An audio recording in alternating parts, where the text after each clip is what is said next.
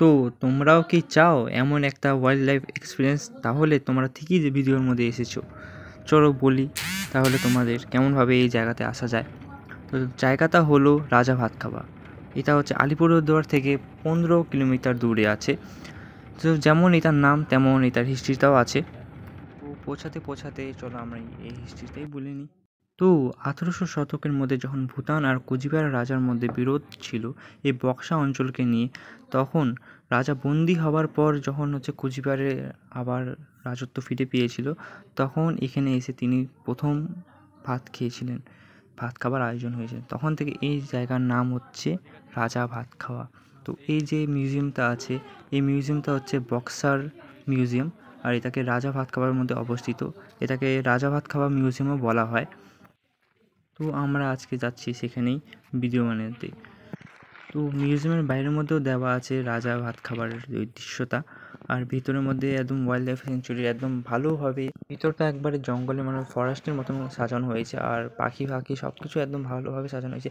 আর যেগুলো উপরে যে ক্যামেরার মধ্যে যে নাইট ক্যামেরার মধ্যে যে ইমেজগুলো ধরা পড়েছে, এগুলো এখানে উপরে লাগানো আছে।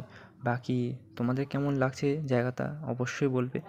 আর এখানে সব কিছুর একদম দ্বিতীয় কপি বানানো হয়েছে, দেখতেই পারছো তোমরা। গ্লাসের ভিতরে এগুলোকে কত ভালো লাগছে দেখতে।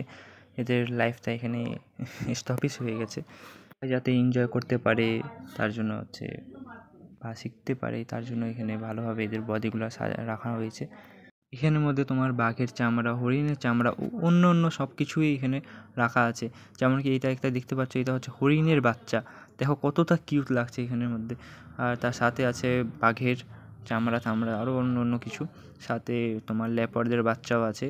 আর সাইডের মধ্যে দেখতে পাচ্ছ তোমরা গৌড়, যেটাকে বলা হয়, ওটারও বাচ্চা আছে। বাকি নিচে হাতির পায়ের একটা আর বাকি যে ফুটপ্রিন্ট থাকে ওই সবও এখানে দেখতে পাচ্ছ যে খুব সুন্দরভাবে সাজানো আছে। সবচেয়ে ইউনিক একটা জিনিস আমাকে যেটা ভালো লেগেছে সেটা হচ্ছে একটা হাতির বাচ্চা, যেটাকে এত কিউট, মানে তোমার বলার মতো না। দেখতে দেখো কতটা কিউট লাগছে এখানের মধ্যে। আর এখানের মধ্যে সমস্ত পাখির ডিম, যতগুলো পাখি আছে, ওয়াইল্ড লাইফ পাখি যেগুলো আছে, বার্ডস, ওগুলো সবগুলোর পাখির ডিমগুলো এখানে কালেকশান। তারপরে দেখতে পাচ্ছ কী সুন্দরভাবে সাজানো আছে। মিউজিয়ামটা ঘোরার পরে তারপর আমরা গেলাম সেকেন্ড প্লেসে। দরজা খুলো দারোয়ান, দরজা খুলো।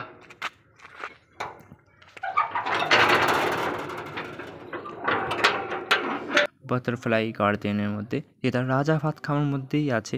আর এখানে বাটারফ্লাই যেগুলো রেয়ার হোক বা ইউনিক লোকাল এখানে সমস্ত বাটারফ্লাইকে রাখা হয়। আর সাথে এখানে তাদেরকে মানে ল্যাবের মধ্যে তাদের ছোট থেকে নিয়ে বড় করা হয়।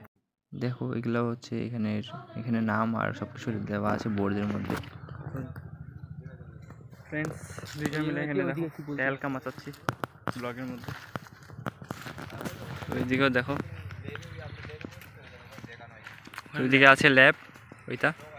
বাকি দিকে দেখো সব দিকে বাটারফ্লাই, প্রজাপতি। এখানে একটা মুরগিও আছে। কোথায়? ওই তো ভিতরে। হ্যাঁ, একটা মুরগিও আছে। দুটো নয়, তিনটে চারটে না মনে হচ্ছে মানে। এদিকে সব দিকে ফুল গাছের ঘেরা দেখতে পাচ্ছ তোমরা। আর এখানে সমস্ত ধরনের প্রজাপতি এখানে থাকে। আর এখানে এখন আর মানে কি বলবো, আর লাভা সব কিছু অন্য জায়গায় আছে। এখন আমরা যাবো একটু ল্যাবের মধ্যে প্রজাপতি দেখার জন্য। ফ্রেন্ডস আজকের মধ্যে এখানে ভিডিও শেষ।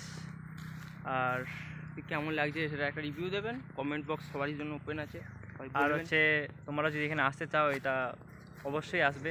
খুব ভালো একটা ন্যাচারাল জায়গা, যেখানে তোমরা সমস্ত ধরনের জিনিস শিখতে পারবে, জানতে পারবে।